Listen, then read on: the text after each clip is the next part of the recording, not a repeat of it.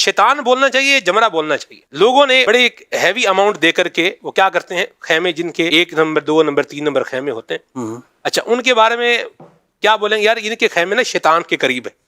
اس طرح سے اب آپ دیکھیں، ایک تو وہ پیسے بیچارے انہوں نے خرچ کیے، اور دوسرا ان کو یہ سننے کو مل رہا. یہ بھی ارشاد فرمائے ذرا. دیکھیے اس کو یوں بھی بولا جا سکتا ہے کہ ان لوگوں کے لیے ایک عبادت کی ادائیگی آسان ہے. واہ. جب حج کا ایک منسک ادا کرنے جائیں گے تو نزدیک ہے اور بہتر انداز میں ادا کر سکتے ہیں. اصل تو وہ علامت ہے. صحیح. جمرہ ایک ستون کو کہتے ہیں. ٹھیک. پہلے وہ ستون پتلا سا تھا، اب اس کو انتہائی مہارت کے ساتھ کہ جو فقہی اعتراضات ہوتے ہیں اس سے بچتے ہوئے واہ. اس کو بڑا کر دیا گیا ہے. صحیح. یہ آج بھی نیچے اتنا ہی چھوٹا ہے. صحیح. چوڑا کرنے کا مقصد یہ ہے کہ زیادہ لوگ ایک وقت میں کنکری مار سکیں. ٹھیک. ان کی کنکریاں نیچے سلوب ہے، اس میں جا کے اصل جمرے ہی کو لگتی ہیں. ٹھیک ہے. یعنی اندر سے کھوکھلا ہے اسی کو لگتی ہیں، اور پھر کئی منزل بنا دیا. کئی منزل بنا دینے کی وجہ سے لوگ جو ہیں وہ کئی منزلوں پر ایک بیک وقت کر رہے ہوتے ہیں. سب سے زیادہ جو ہلاکتیں ہوتی تھیں وہ رمی کے وقت ہوتی تھیں. صحیح. یہاں لوگ کچلے جاتے تھے. تو اس انداز میں اس کو بنایا گیا ہے کہ جو فقہی معاملات ہیں اس کا بھی خیال رکھا گیا ہے. اور اصل تو یہ ستون ہے اور یہ ایک علامت ہے. جیسا کہ ہوتا ہے نا کہ بھئی یادگار شہدا، جی. بھئی شہدا سے یادگار. آپ نے دیکھا ہوگا کہ جیسے ہمارے شہر میں چھٹوں میں ایک یادگار شہدا بنی ہوئی تھی. کیا تھا؟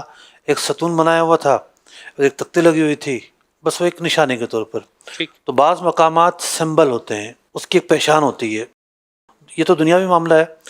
تو دینی اعتبار سے بھی یہ جو جگہ ہے، اس جگہ کو شیطان کی ملامت کے لیے مقرر کیا گیا ہے.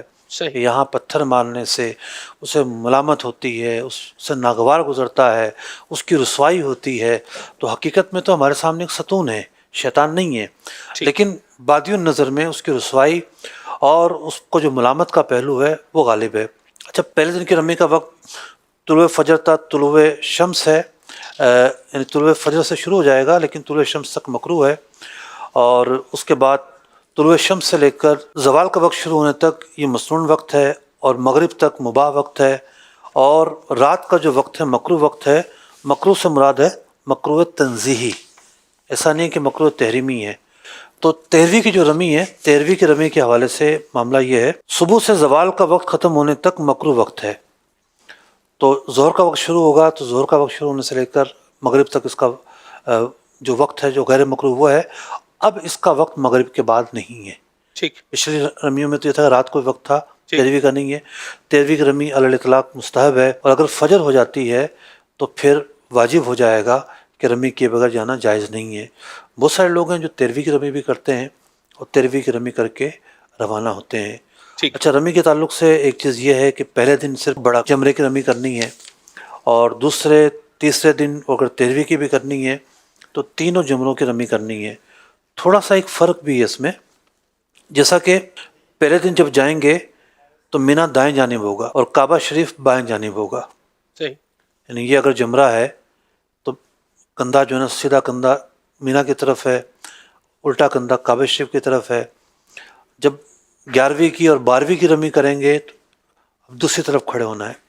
اچھا، لوگوں کو پتہ نہیں چلتا کہ ہم پہلے دن کہاں کھڑے ہوئے تھے اور دوسرے دن کہاں کھڑے ہوئے، کیونکہ اس طرف کے راستے ہی بند کیے ہوتے ہیں.